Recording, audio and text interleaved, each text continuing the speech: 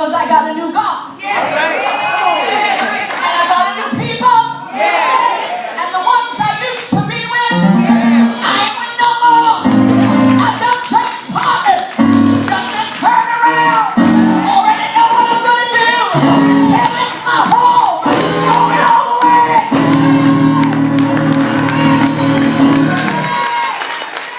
Say, my God.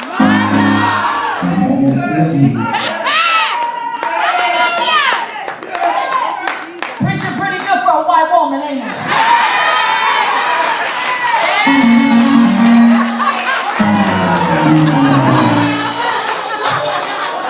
Sometimes you just gotta step in it.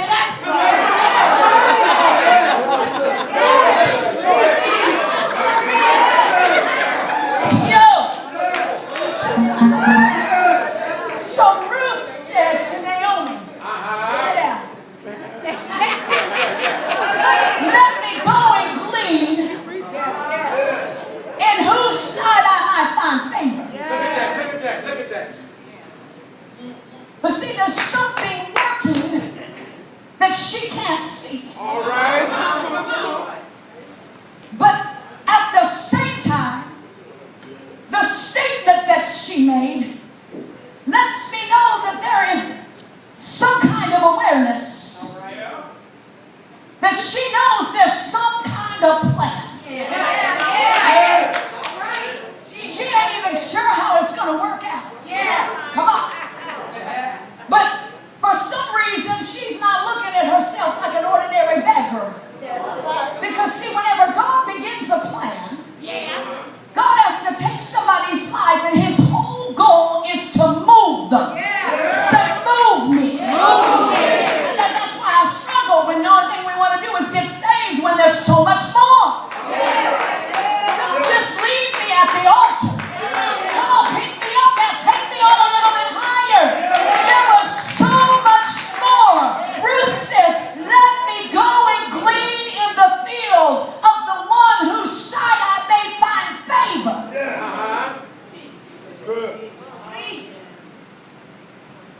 God is a moving God. He wants to move his people. He's not trying just to give you a one-way bus ticket to heaven. Come on. And you have hell while you're here on earth. No, that's not the plan. He wants to change your existence while you're here in your lifetime and cause you to be profitable. Or does anybody want to be profitable? He wants you to be fruitful. He wants you to have an impact. So God gets these two ladies who have no means of making a living. I love the way God works. They have no men in their household. And evidently they have no marketable skills. So they were reduced to beggars. Say, I'm not a beggar. So Ruth says, I'm going to go to the field. And I think God has something up his sleeve. But nevertheless, I have to start wherever I have to, because I need to get this process started. See, that's what I'm finding that a lot of people don't want to do. We have a lot of people that are in the waiting room, waiting for their ship to come in. And the deal is their ship never comes in. Because they won't paddle the rowboat that God has given them to get to the ship. See, sometimes you got to start in a rowboat until God gets you a motorboat. I mean, you didn't start driving first. Every one of us had a bicycle. See, then when God gets you a motorboat, he can move you to a cruising boat. Come on. Then he'll let your ship come in. You know what I'm talking about. But God takes your faithfulness in small things and he elevates you through the small things to the bigger things. And you must understand, Ruth did not come in there saying, this is my field. Y'all need to get in order. Y'all get in place. Because I'm going to marry that man right there. This belongs to me. Move out of the way. Some of you women crack me up, especially single women. I love every one of you. Used to be single. But you know, I would never go up to these men and they'll say, so Some man walks in your church the first Sunday and you got to start praying because the single women attack him.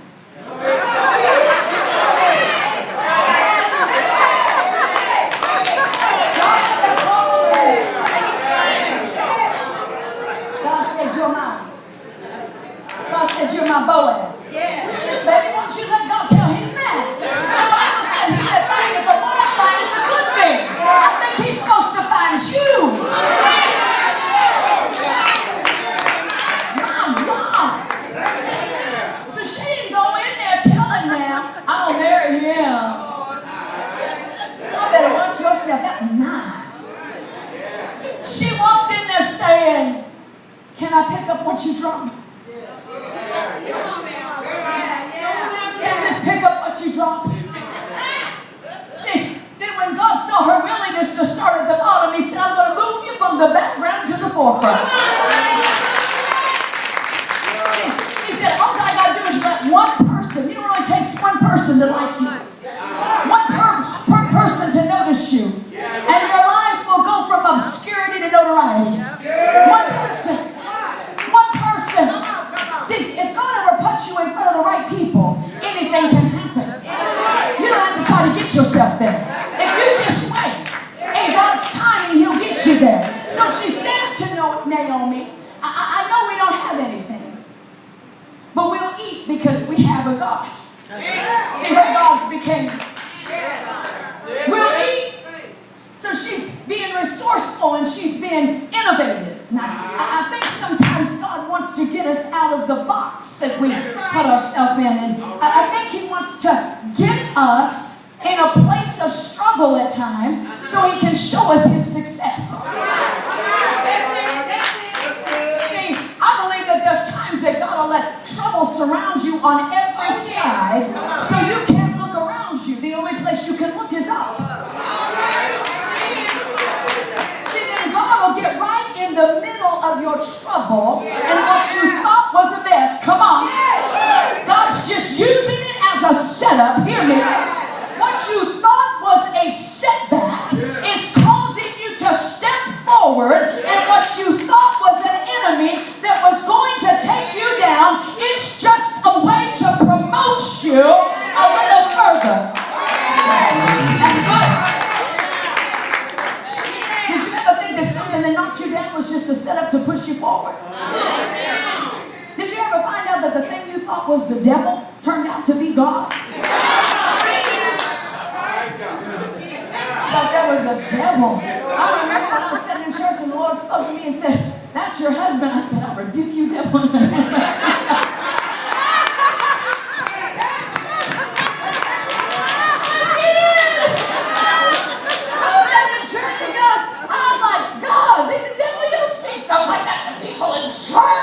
I'm trying to worship. I said, I rebuke you, devil, in the name of Jesus. Here I'm thinking the devil's trying to get my mind someplace it don't need to be. But God was trying to get my attention in the place that he wanted me to be.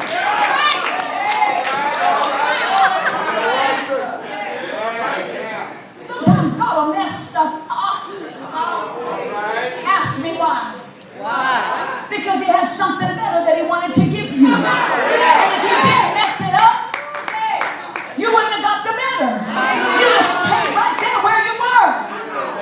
So God said, yeah, I'll let there be a famine in Bethlehem. I'll let it happen.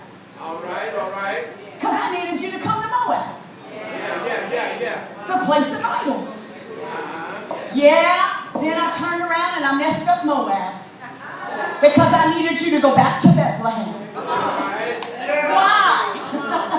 I messed that thing up with the sons too. I did that. I was behind it. I had a part in it because I needed you to meet Boaz. Now why did I need you to meet Boaz? Because the field that you're begging in, you're ultimately supposed to own. See, there's so many of you in here this afternoon that God has got you right on the edge of something that is supposed to be yours and you don't know it yet.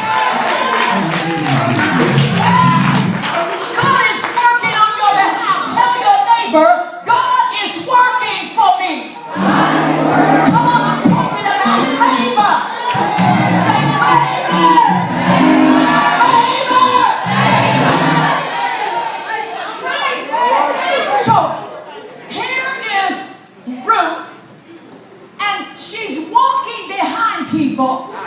she's picking up stuff. Now you have to understand this. It was harvest time, and at harvest time you have people that are reaping the harvest.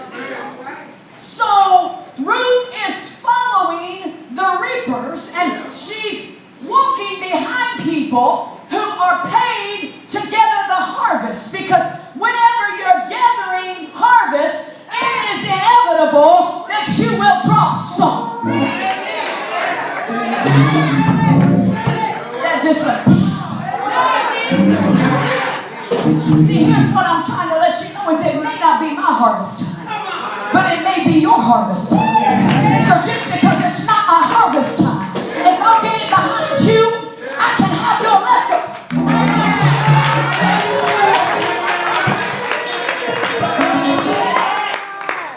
So they're dropping stuff, and Ruth is picking it up. But what Ruth didn't know was that God had already assigned somebody else to drop some on purpose.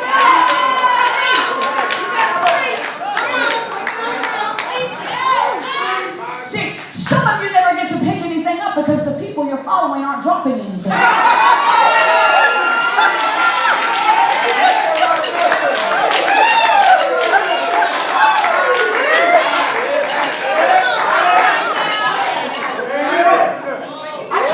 What nobody's not dropping. You gotta drop it for me to pick it up. Sometimes you need somebody in your life to drop some wisdom so you can reach down and pick it up. Sometimes you need somebody to drop a word so you can reach down and pick up the word. The fact is, you can't go glean anything where nobody's leaving anything. Sometimes we need to re-examine who it is we're following. Because somebody needs to be dropping something. And I need you to know that God has assigned somebody to draw something for you on purpose so you can pick it up. Especially if you're a new baby and you're just beginning your walk with God. God wants to take you out of the chaos. Hear me now. He wants to take you out of depression. He wants to take you right out of the mess you're in. A mess that you have made for yourself. And He wants to drag you forward